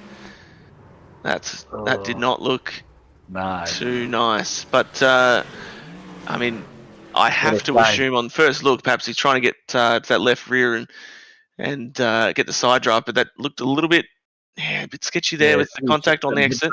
Yeah, it's mid-track there, and it just comes up. I think he comes up to get the side draft, and Newman runs a fine line of those side drafts. He does get tight, and it looks like the 55 moved a slight bit as well. But real shame for Davies. He was having a great run out here tonight. I was actually backing him in for a win here, but yeah, I hate to say that. Here we go on board. That's just. I think that it's hard to tell from that on board. It looked like a little bit just racing. Then yeah. There's nothing in that. That's of course. There's nothing. Yeah, exactly. There's nothing malicious, but it's an unfortunate way for that race to come to an end for Davies. Like you said, he's been up there all night. He challenged Ethan. He was sort of the primary challenger for a while with Ethan, and then unfortunately, both those boys have come a cropper short right at the end. Yeah. The man that doesn't want to see that yellow was the 11 because he was pacing out the front. He was driving away. So this just gives those guys behind another sniff. You don't have to look too far. You've got the 33. You've got the 31 right behind. Let's not count out Noddy. P4 right now. He's blazing, and he was the quickest car. I think you mentioned back there dancing as well at some point. He was, yeah. Yeah, he was Noddy. Let's just consider this. This is going to go green, white checkers. So remember all those guys that didn't take their tyres last time out? Yeah, they're at the back end of the pack. It's not necessarily going to go the way that they want. 19 cars on the lead lap. That brings them a little bit further forward. There was about 5 cars that were on that strategy as well. Bring yourself up to 14th. About 14th, 15th is about where those cars are going to pop back out. So that's definitely deep inside the top 10. What they need is a couple back-to-back yellows. We need some green, white checkers. That's it. So, and they may get it. They may be part of it, but they'll be ripping that lip around the top, I reckon, just to try and get some. Wherever the hole is. You've got to go wherever the hole appears, you've got to be in it. Exactly right. That's Look, that's a great ethos to live by. But in terms of these, like Holdsworth and Co. that have got these tyres, I'd love to be able to subscribe to the idea that they're going to be able to make this happen, but it's too much. I feel like 2 laps. They'll have some fun at least. Yeah, I mean they can try and get cracking. It's just going to be. It's going to be. I mean, it could actually be very similar to your finish at Vegas last night. But I feel like those boys that had the fresher tyres in that event. I keep saying last night, but I mean Tuesday. I feel like the guys that had the fresh tyres there were a bit further up the field when that restart happened, and even then it was still, a bit of a schmozzle. But as you mentioned, they are certainly going to get stuck in. But I think the only way that Holdsworth, and I'd love to be proven wrong because it'll be an epic finish, but I think the only way that they'll be able to make that, get them all the way from where they are currently, P15, all the way to lead would be if they've taken tyres, but also chucked on a F1 nose or something onto this thing to give them a bit more turn. I don't think they're going to be able to go quite enough, but yeah, I think it's just probably a little too late. But I'm looking at these front three guys here. They've all got plenty of experience. They're all on a different level of aggressiveness as well. The 31, Josh Mitchell, well, he's more of a gentleman racer. He's going to have to step up the aggression here if he wants to battle these two on these inside with Jones and Newman. Yeah, he's got to get the elbows out for sure. He's always going to be clean, you know that with Josh. but he has to have it right on the limit. I think Brad doesn't have the speed of the front two, but I think he's still going to get stuck in enough. But if we get a quick yellow and these other guys with tyres can get a few spots before that, it could be all to play for. Jones gets a great jump on the green flag, and Newman is going to look low on Micklemore, so it could take us away from that battle, in fact. We've got some 3 wide back there, about 10th position. Yeah, we're going to get back to the white here. Once the white comes out, we race all the way to the flag. We've got them 3 or 4 wide off the back out of turn 3. They're going to rack. Yeah, they're around off the exit of... There we go. There it is. There's the yellow. Oh, Riley Curtis is involved. 192 of Jamie Davis is involved. Now, I think the 8 of Holdsworth may have got himself to around about the 8th or 9th position. I'll tell you what, that happened right in front of Holdsworth. It was right across his nose. Oh, it's that Project 36 truck, and Riley Curtis just getting stuck in, and it's man Lavelle trying to make a move at the same time, and 93 is probably thinking he should be against the wall, but they're all racing hard there. So the big thing that'll happen here, and something a lot of people don't give enough credit for, is that 192 has only got a 3 wide spotter call, so he's racing it like he's 3 wide. Yep. Everyone in this is only getting a 3 wide call. There is not a single car that would have gotten a 4 wide call there. Yeah. Oof, jeez, that was close for a few. Yeah, they all done pretty well to avoid that, getting involved in that wreck when they didn't have to. So well done to the field there. But yeah, I think you can see like the 67 gets a run on the 06. He goes up the inside. Riley doesn't realise. Yeah, it's just hard race. Like and especially 2 to go. You're not backing out of that. Like Scotty said, there's a hole. You take it. Got to. You don't have to. You haven't got another lap. I reference a race. I'll give Ricky Hyde hell for it, but there was an Xfinity race at Pocono a while back. I was one of a couple cars that had fresh set of tyres at the back end of a race, 3 laps I think to the end of the race, and Ricky killed my run, and I got 4th. And it would have been a race win if that one run hasn't been cancelled as well. That's the thing. When you got momentum, you got to take it somewhere in this sort of a situation, because by the time you build another run, the race is over. Yeah, now real time there. Interesting at the front. Josh gets the inside this time on Newman. Whether he can make something happen and reverse that. Jonesy got a great restart there. He was gone. I don't think they would have caught him. So Ryan has to do the exact same restart here and hope that the 31 to 33 go to town. Yeah, and also I'm seeing the team car to 98 Stephen Williams. Yeah, that's right. He's on the outside there, P4. He that's going to be an interesting one, because you would assume they are in communication and they'll try and coordinate that start as best they can amongst each other. But Williams is going to be directly behind Newman, and if he gets too good of a start there in P4, he's just going to shoot Newman forward. So I feel like if best interest for Ryan here, he's got to just forget about the team allegiances and just I don't know what their play is in that team, if they do try and coordinate those. But I think if they try to play too clever, they could end up causing themselves some grief here. All I can think of is ANC Daytona, looking at this little layout and this setup. Didn't end too well, did it? Yeah, no, exactly. it didn't. And I'm just, I've got it all over again. Jason Holdsworth will be sitting back there, the first car on tyres in 10th, going, yep, boys, just wait until we get to the back straight so I pick up 3 more spots. Well, that's it, exactly. I mean, if there's another quick yellow and Holdsworth not involved, you'd expect he should be able to get 1, 2, maybe 3 positions. I already think restarting 10th, that changes everything. I think he really is in play now. If he can just get a couple of good runs, but he can't afford to get bought. He's got to make the right move every single time. Scotty, I'll let you. You're the master caller here. You can call this restart. Well, field is in the hands of the 11 truck. Ryan Jones has led a bunch of laps at the back end. They're in the zone and he launches it early. Gets the power to the floor, through the gears. NASCAR truck racing is green from Homestead-Miami. Well, superstar. As Josh got a pretty good start there from the third position, but not clear of Newman, that's for sure. No, that's right. So the roles are reversed here. We'll see what they can do off the back end. They're going. Yep, we're going to have another yellow. Are we or not? They're going to. I don't think we are. Oh, we are. There it is. So am I. We may not This will even be get it. to the end of this race now. Well, look at Holdsworth though. Look at the 8 truck. Well, that's He's right. what, And 5th.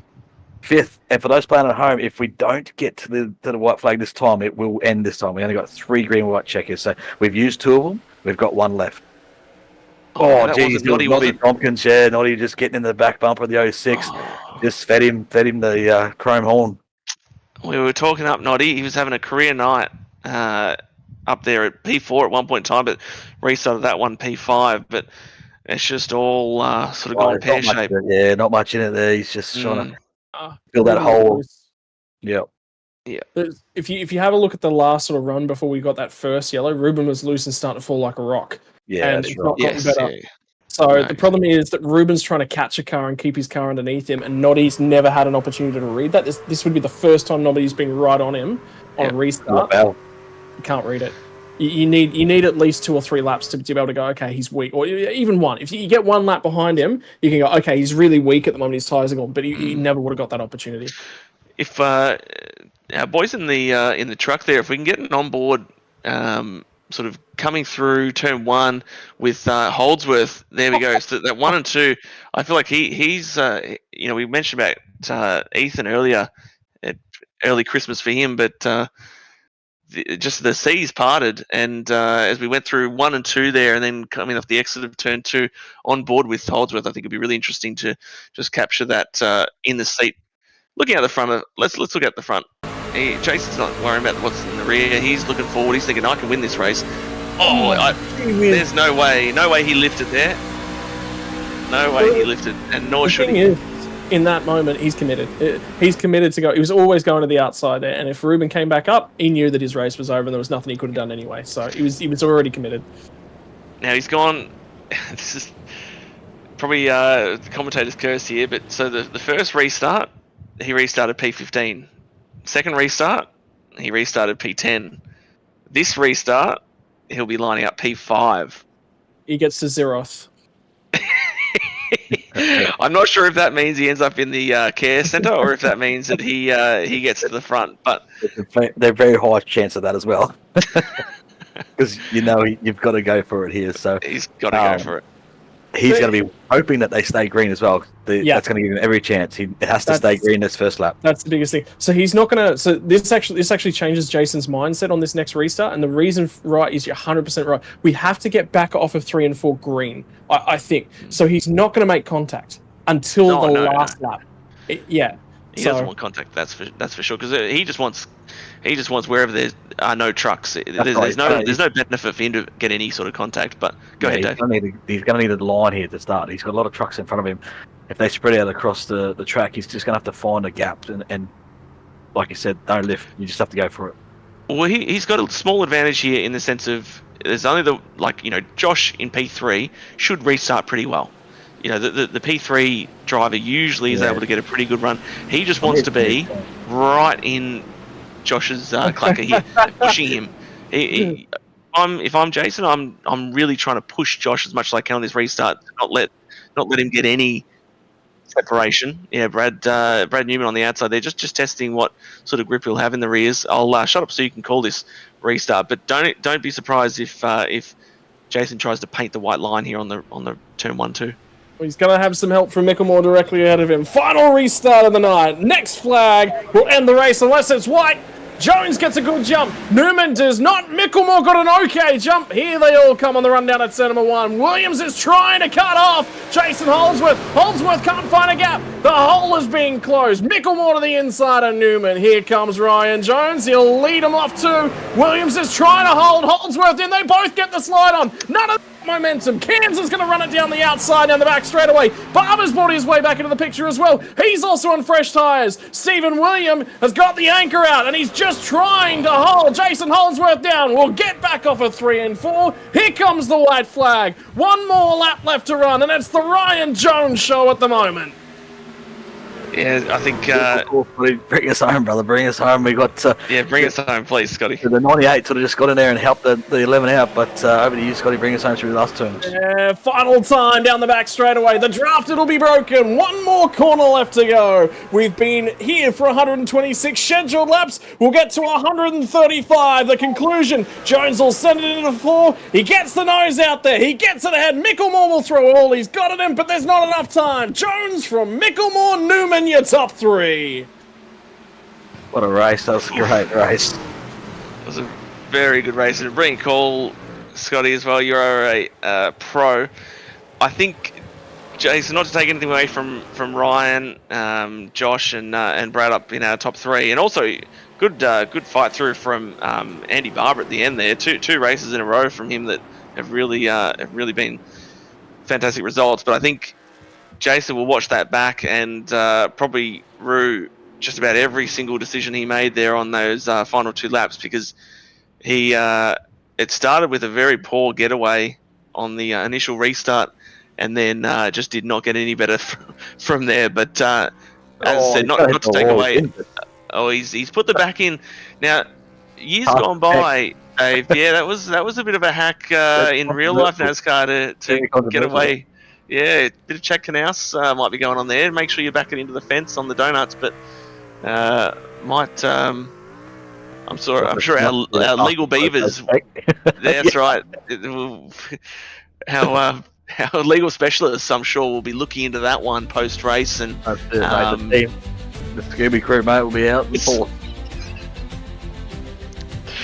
Indeed, and a great call once again, Dave, from you, but Scott as well. Thank you for those last couple of restarts and bringing us home. That was truly professional. Let's get stuck into our rundown of our grid here. Ryan Jones, as we saw, across the line for a well-deserved victory. Josh Mickelmore, once again, the bridesmaid there, but he's been having a great season. Brad Newman, P3, fought through from a P26 starting position. Always seemed to be up against it, but a solid result there for third. Holdsworth, he'll be kicking himself with P4 there, but still, nevertheless, a top 5 result. You can't be too unhappy about that. Andy Barber, solid result for P5. Stephen Williams held on strongly with Holdsworth in the last couple of laps for P6. Bradley Cairns continues to impress with P7. Luke Patton, P8.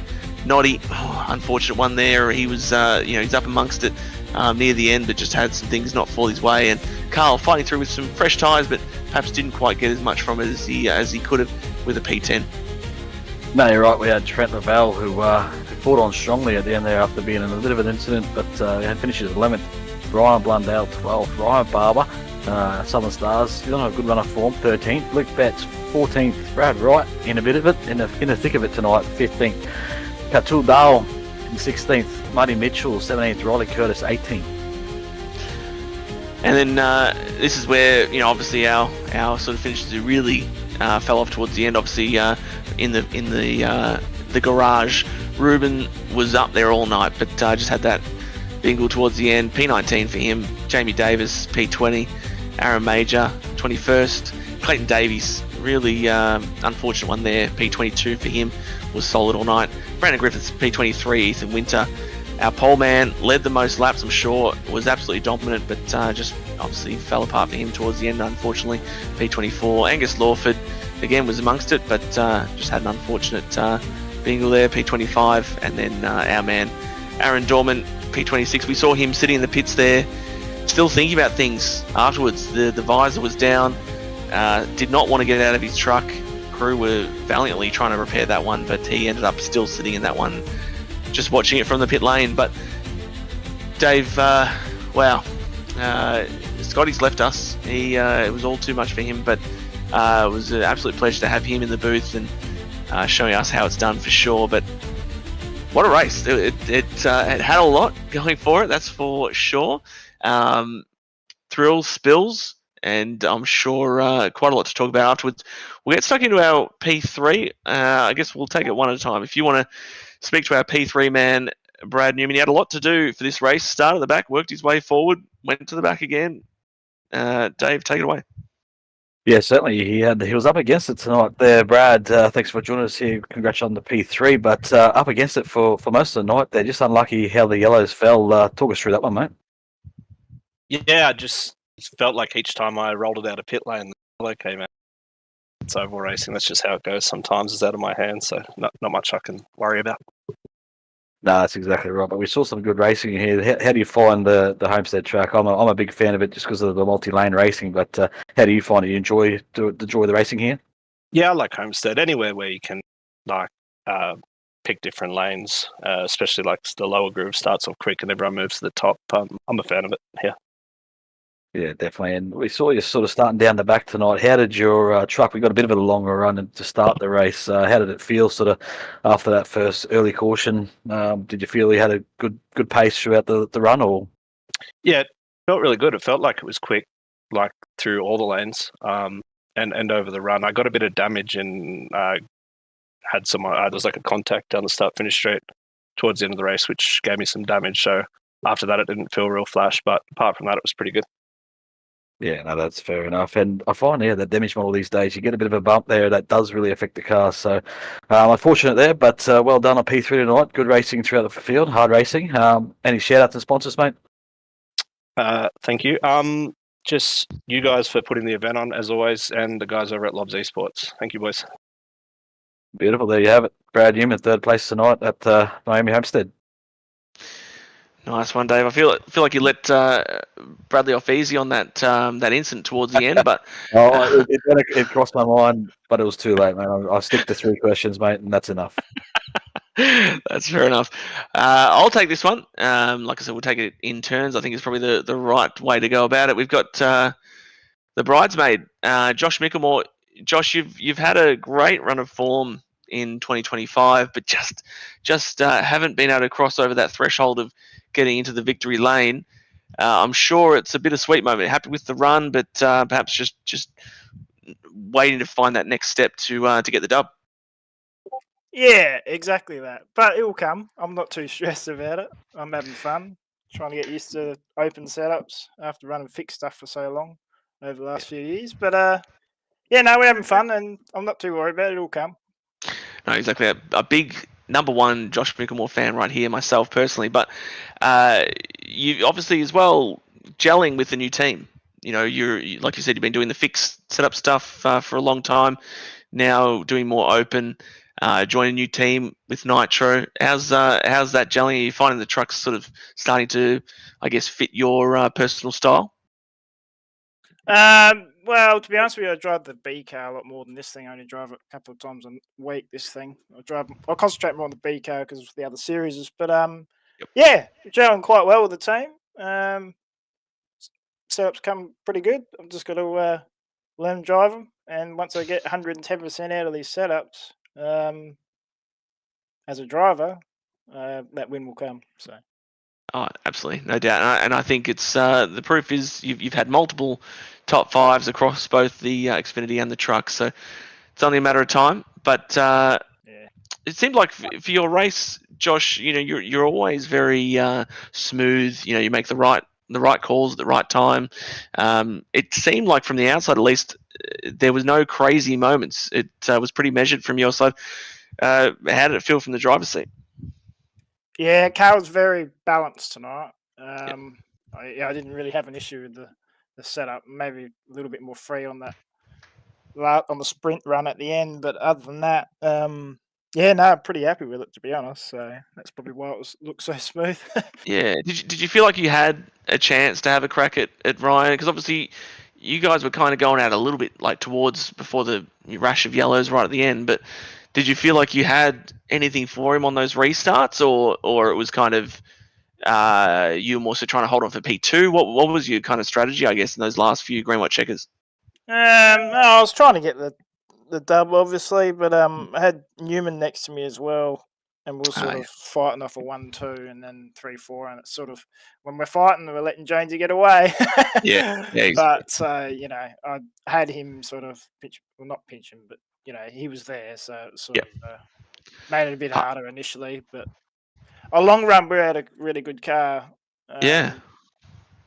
Well, you worked your way up from P10. You said P10, and you were very quickly right at the front. So, no, you were getting after it, Josh, and yeah, it was lovely to see. But yeah, we'll be definitely keen to see that next step, and I'm sure next week I'm not sure what track we're at. In fact, we'll see that schedule. Martinsville. It's off the screen right now as I say that. In fact, as the boys in the truck are just absolutely on point. But yeah, Martinsville. Now, I think you're a bit of a strong hand at Martinsville in the past, Josh. What's your what's your outlook for that race? Yeah, it's not too bad. There's a lot of cautions there, obviously, but yeah, I've had some good races there in the past, so it should be hopefully pretty strong there. So looking forward to it. Well, hopefully we see you in victory lane next time out. But anyone you need to give a shout out to, or take the moment, the mic's over to you. Yeah, just all the Nitro guys for picking me up this year and helping me out, and everyone else that's helped me out over the years. Thank you, and you guys for broadcasting and putting out your time. Superstar. That's Josh Mickelmer, your second place finisher. Another great run from that young man.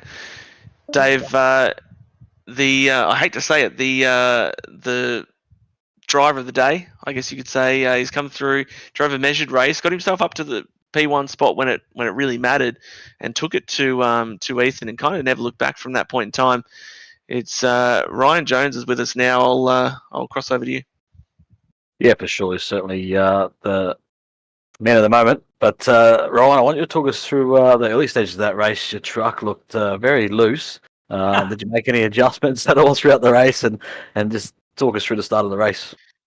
Yeah, I had the boys swing and finish left and right. That truck was horrendous for the first 80% of the race, and then I don't know.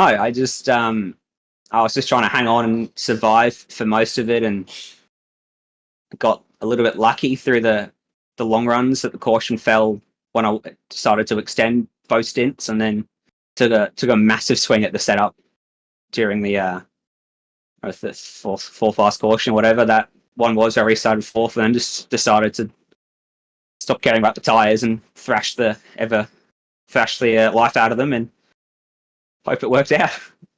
Oh, well, that's it. We definitely, we saw it wasn't very kind early on. We saw you wrecking loose off 3 and 4 in particular, and it's good to see you had a bit of a play with it and working away and work some magic on it and come up with a good result. Obviously, the sun going down and the track cooling may have helped that, but had to step up the aggression towards the end of the race there and get through Ethan. But up until that, he was pretty dominant. But talk us through your thoughts, sort of coming up, like having new fresh tyres there and being right behind the leader at that point.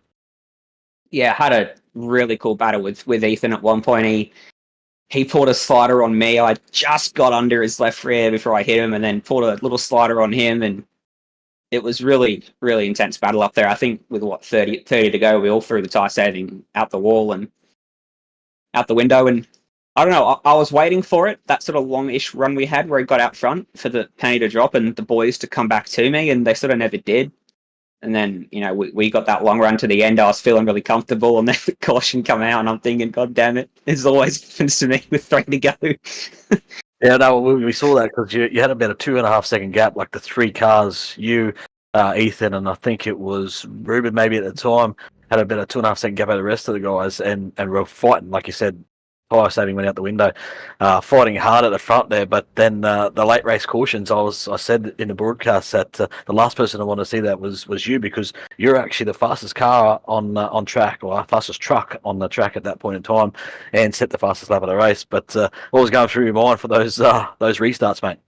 Oh, it wasn't good. It's been a while since I've had a top 3, so I was a little bit nervous. And Stevie was calming me down. He's like, no, you got a fast truck. Just nail the restart. And just tried to focus on nailing that gap and not babying it through 1 and 2, and actually extending that advantage on each restart. And I was really worried about Jason and those guys that had stayed out coming through on the fresher rubber, especially that third green white checkered.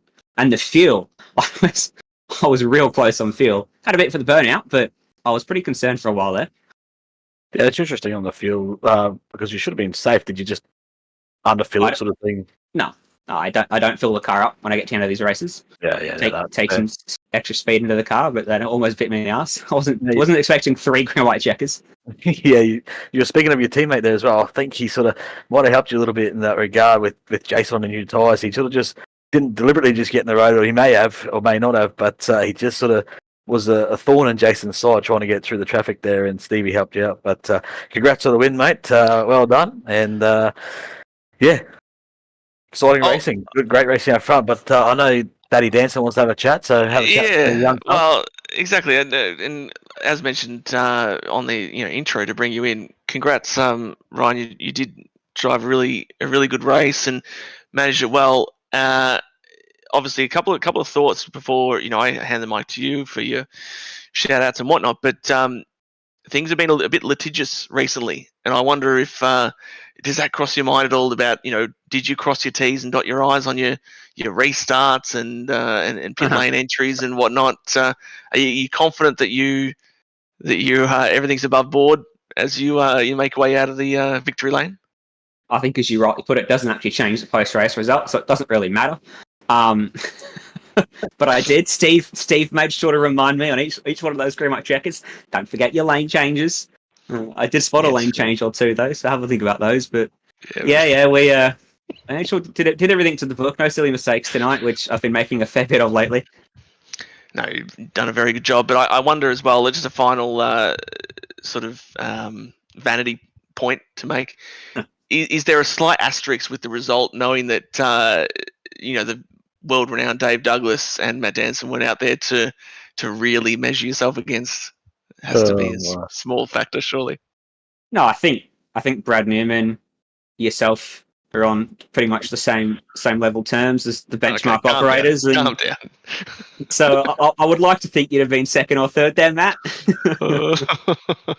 No, all jokes aside, it was a brilliant drive. Like I think the call when you really took it to Winter there to make that move, I think that was a really smart play. And then you seem to be holding on, quite well. Of course, we don't know exactly how it would have played out with had it stayed green, but that's racing, right? You got to make that call and put yourself in that position to win, and you did an awesome job to do that. So, great drive, super well deserved and well executed. But I'll throw it to you for all of your shout outs and etc. Yeah, first big shout out to all the boys put on the league and you boys up in the booth. The MD Double D combo, one of the best commentary combinations we got going on at the moment, I reckon. So. You get the two drivers in, you know what you're talking about at least. Always good to watch back the broadcast. Yeah, big shout out, Steve, in the year all night. Listen to my early blow-ups for the wrecking loose conditions and then keeping me calm at the end. And Daiso and Neil, all the other Oval boys back at DPR for putting up with all the complaints over the last few weeks, and we've been absolutely paying nowhere. And obviously Sim Riggs and South Wales and Hoist, Ben Max Mechanical, everyone back at the team for helping us go racing, and yeah, just everyone out there. It was really fun racing. I know we all looked a little bit loose early on, and everyone did their best to keep it off each other, and it was really fun. Yeah, great call. It was some awesome racing to watch from our side as well. So thank you for putting on a great show. But well, there you go, everyone. That was your race winner, Ryan Jones, and a well-deserved result from that young man. And he's putting together some good results. He's sort of been building little by little. So he's one to watch for sure. When he gets it right, he gets it right. So Dave, look, it was as the full results just flash up on the screen for you to look through once more. But Dave, there was a lot to digest from that one. Lots of ups and downs. We had some drivers dominate early and then sort of come up a cropper at the end. But all in all, ended up with some awesome side-by-side racing, door-to-door, and 4 and 5 wide at times. I think the boys put on a really good show, and we could be really proud of that. I'll let you have some final thoughts before we wrap things up. Yeah, certainly. It was a great racing, and that's what Homestead offers. Like I've said it all night. It's one of the best oval racing tracks, in my opinion, for racing, multi-lane racing, and that sort of thing. So we saw that tonight. A few hard luck stories out there tonight. There's a lot of cars that were in contention, which didn't end up there at the end. But all in all, great race. Awesome. It's been another fabulous night. Thank you to Dean in the truck there, putting all the graphics and getting the show to your eyeballs. Thank you, Dave, as well, for your call. Thank you, Scott, for jumping in and showing what a true pro he is as well. Obviously, I've been Matt Danson, Dave Douglas, Dean in the truck. Thank you, everyone, for watching, and we'll see you next week.